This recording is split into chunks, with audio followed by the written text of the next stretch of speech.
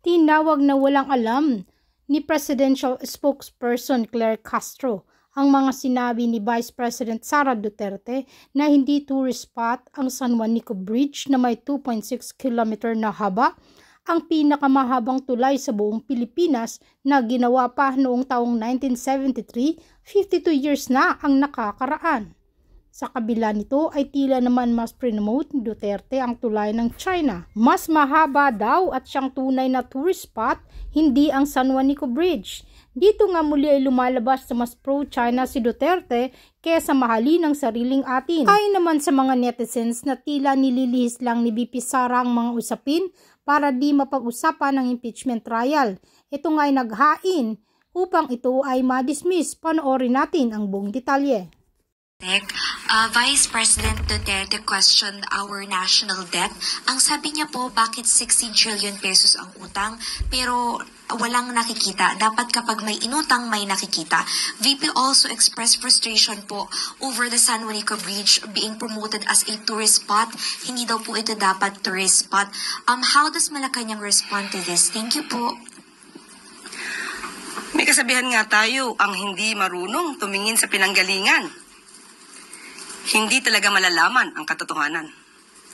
Okay, ang tandaan po natin, ang utang na 16 trillion ay kabuuang utang ng gobyerno simula pa noong mga nakaraang administrasyon.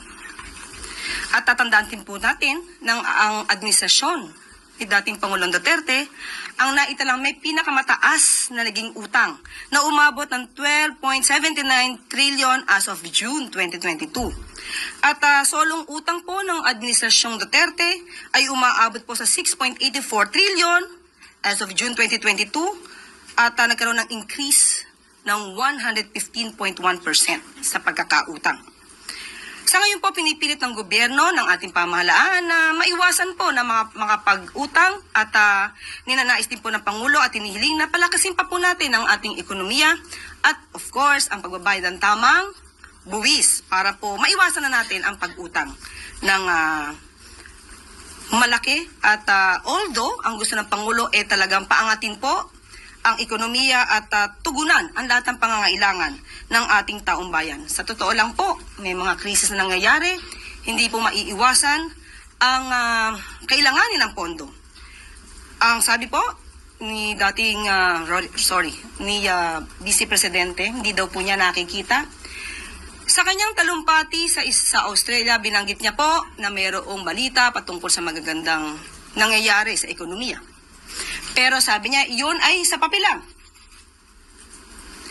It means, inamin niya na mayroong papel, may resibo, may patunay na maganda at gumaganda ang ekonomiya.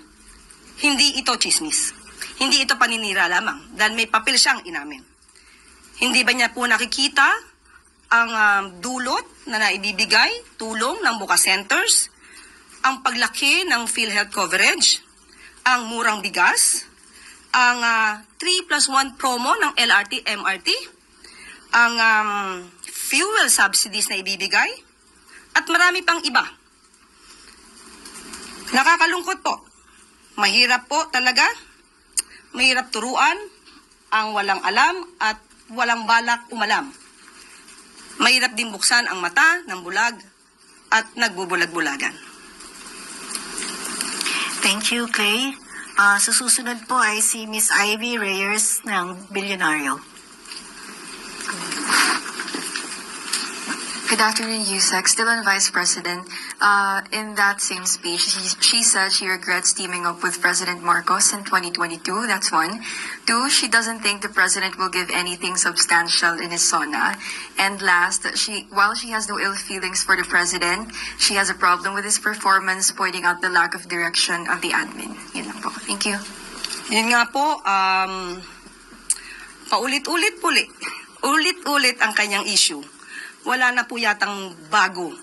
Natin niya na po sinabi yan na nagsisisi siya.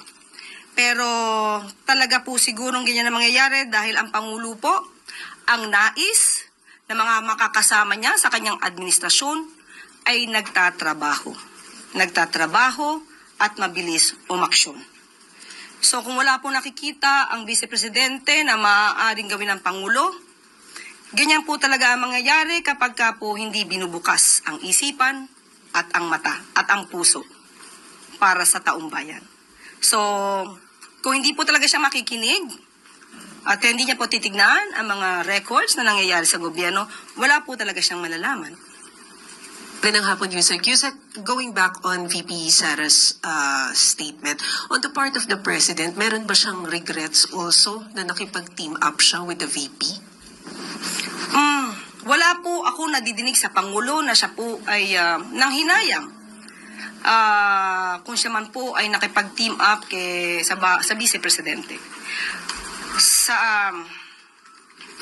ugali po ng Pangulo, hindi po natin madidinig ang ganong mga klaseng negatibo mula sa kanya. Wala po tayong aasahan na anumang paninira kanino man. So, yan po ang Pangulo. Kung may nagsisisi man na sa kanya ay maka-team up siya, it's their loss, not the President's.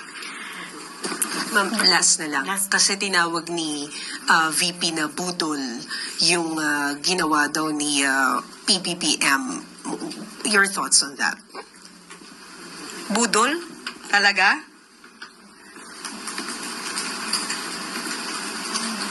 Hindi ko alam kung sino ba ang budol. Hindi natin alam kung sino ba ang nambubudol. Sa panahon, sa nakikita po natin na pagtatrabaho ng Pangulo, sa pag-uutos sa amin na focus sa trabaho at hindi pamumulitika, sino ba talaga ang nambubudol? Yes, sir. Bago pala po tayo magtapos, hindi ko po nasagot yata yung tungkol sa San Juanico Bridge.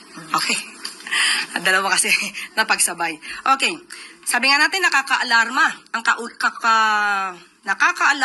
ang kakulangan sa kaalaman. Nagiging sanhi ito ng kasinungalingan. Tandaan mo natin, ang San Juanico Bridge, ito po ay simbolo ng kagandahan at engineering capabilities nung panahon, nung 1973. Siguro karamihan sa inyo, karamihan sa atin, hindi pa pinapanganak. Pero hanggang ngayon, nakatatag pa rin, nandiyan pa rin, ang San Juanico Bridge ay kailangan lamang ang rehabilitation. At tandaan po natin, hindi po sa sukat o haba or iksi o haba ng tulay, masasabi mo na ang isang tulay ay dapat gawing tourist spot. Tandaan natin, ang San Juanico Bridge ay mayroong 2.16 kilometers na haba. Ang Golden Gate ay mayroong 2.7 kilometers. Pero ang Golden Gate sa San Francisco ay tourist spot. At pati yung El Marco Bridge na pinakamaiksing tulay na may sukat na 6 meters ay tinatawag ding tourist spot. Ang masakit lang, kapwa nating Pinoy, ibinabagsak ang turismo ng bayan, inaangat ang turismo ng ibang bansa. Samantalang ang Pangulo kagagaling lamang sa Japan para palakasin ang turismo ng ating bansa.